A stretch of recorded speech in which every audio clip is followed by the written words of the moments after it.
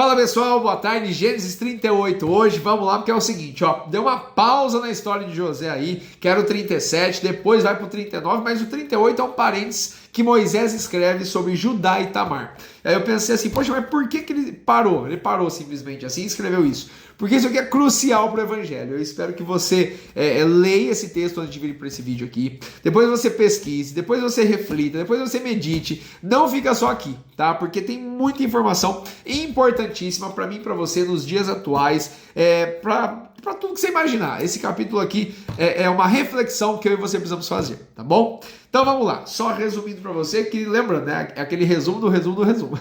Porque eu tenho menos de 10 minutos aqui para falar com você. Bom, vamos lá. Gênesis 37, história de José. Gênesis 38, Judá e Tamar. Judá, um dos irmãos ali de José, que elaborou todo aquele plano para vendê-lo, né? Provavelmente ficou com dor de cabeça, ficou pressionado pelos irmãos, viu o pai em luto, tal, não sei o que, pegou suas coisas e tchau. Versículo 1 fala que ele entrou na casa de um homem da cidade de Adulão, cujo nome era Ira, né? Então ele ficou amigo desse homem e viveu lá um tempo, né? Ele viu uma mulher, filha de um cananeu, né, chamado Sua ou Suá, né, a mulher, e casou com ela, né, teve relações com ela e teve 3 filhos, né, então se passaram anos aí, né, cada filho aí 9 meses em torno, né, para nascer e tudo mais, então realmente se passaram alguns anos aí com o nascimento dos 3.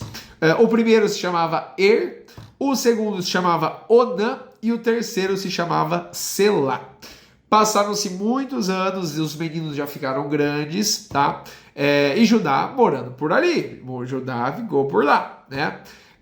Chegou a hora de Judá encontrar uma mulher para dar para o seu primogênito como esposa, né? Era aquela questão cultural que a gente já conversou nos capítulos anteriores, né?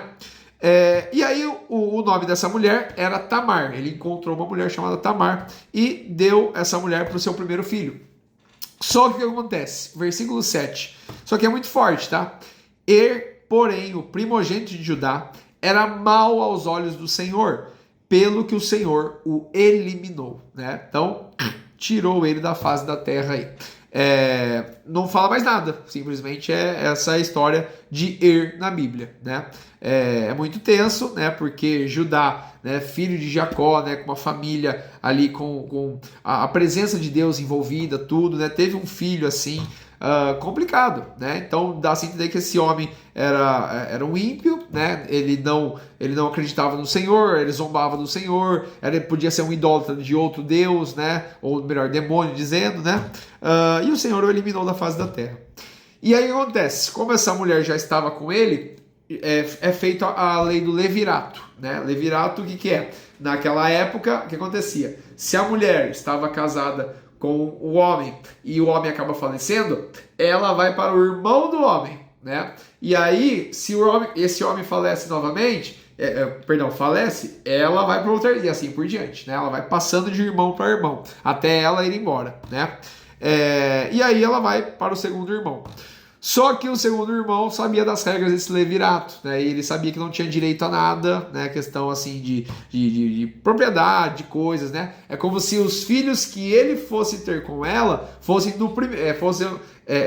seriam do primeiro irmão. Então assim, ele não tinha direito a nada. Esse é o resumo. Ele seria, entre aspas, prejudicado. Ele falou assim, pô, não tenho nada e tal.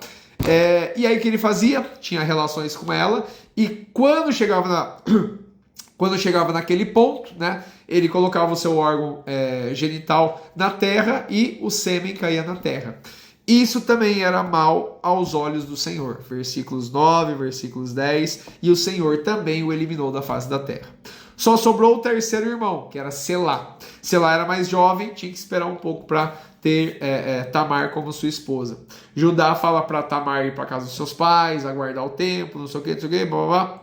Ela vai acreditando, mas na verdade Judá já estava aquele plano de tipo, quem está criando tudo isso é essa mulher aí, meus 2 filhos faleceram por causa dela, então eu não quero mais, né? Mas ele só falou isso para enganar ela, para proteger, entre aspas, sei lá, né? E se passaram os anos, Tamar viu que Judá não cumpriu a sua promessa, né? Tamar ficou irritada e quis enganar Judá. E aí começa mais um pedaço da novela aí, né? Tem esse capítulo, viu, gente? Mas não é fácil falar não, né? Às vezes confunde alguma coisa ou outra, Mas parece novela mesmo, é bem intenso, tá? Bom, ela se veste como uma prostituta para enganar Judá, se coloca no caminho para onde ele estava indo, ele a encontra, a cabeça dele totalmente avoada, sem princípio, sem nada, né? Simplesmente ele aceita, né? Ele até pergunta para ela, né? Assim, eu quero deitar com você, né? Quero ter relações com você. O que você quer em troca? Aí ela fala. Aí ele oferece, na verdade, um cabrito. Ela não vê cabrito nenhum, então ela fala: eu quero dar alguns objetos aí como garantia.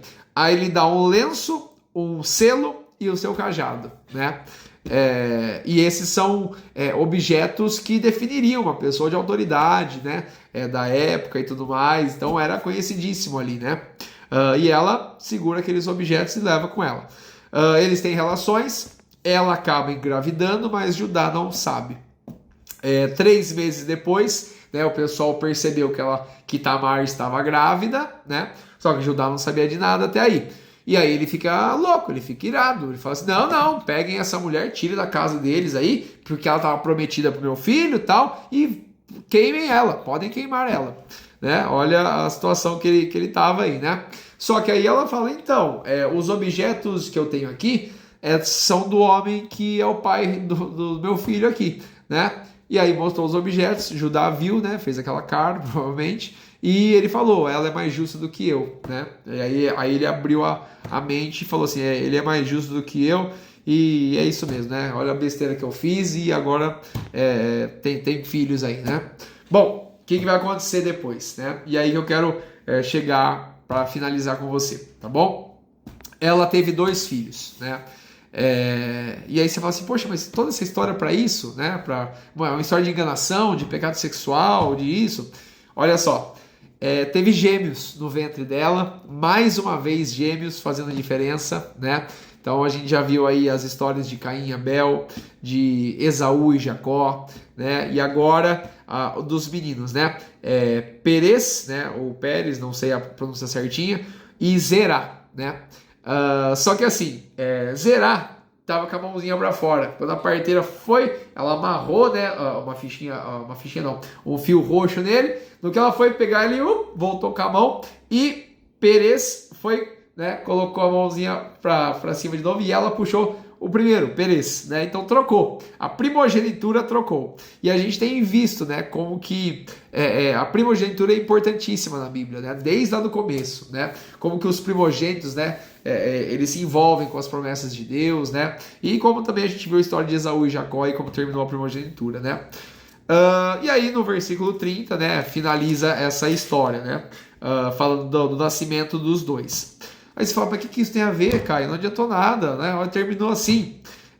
Vai lá em Mateus capítulo 1. Se você for em Mateus capítulo 1, você vai ver a genealogia do nosso Senhor Jesus Cristo, né? Então, se você abrir aqui, deixa eu abrir a minha Bíblia aqui em Mateus capítulo 1 para você entender, tá bom? Olha só, assim, eu não vou ler a genealogia inteira, tá? É só alguns versículos mesmo para você entender. Olha só. Versículo 1, né? Livro da geração de Jesus Cristo, filho de Davi, filho de Abraão. Abraão gerou a Isaac, Isaac a Jacó, Jacó a Judá e a seus irmãos. Judá gerou de Tamar a Perez e a Zerá, né? E Perez gerou a tal, até chegar no rei Davi, tal, até chegar no nosso Senhor Jesus Cristo, né? O que isso comprova, pessoal? Comprova que o nosso Senhor, né, ele veio a este mundo aqui por um caminho, né, de escolhas que os homens fizeram no decorrer de toda a Bíblia, mas que Deus estava sempre no controle. Então, se Deus está no controle da história, sabe que está no controle da sua história também, tá bom? É isso que você precisa entender. O nosso Senhor Jesus, ele veio, né, por esse caminho tão conturbado como foi aqui, mas ele veio, né, com o princípio da salvação, do perdão, do amor por mim, por você. Então, eu espero que você entenda isso. E eu espero que você entenda também o quanto que você é valioso. Você não é igual ao seu pai, você não é igual à sua mãe, você não é igual ao seu irmão, você é você. E você precisa entender isso, né? Não se compare a outras pessoas, a sua família, não se compare a nada, você é você. Pegue a palavra de Deus, medite, ore, busque o Senhor e Ele vai revelar a você quem realmente Ele é para você e o seu propósito aqui na Terra. E sabe que o primeiro propósito é você buscá-lo, adorá-lo, exaltá-lo de todo o seu coração, tá bom? Um grande abraço para você, até o capítulo 39, hein?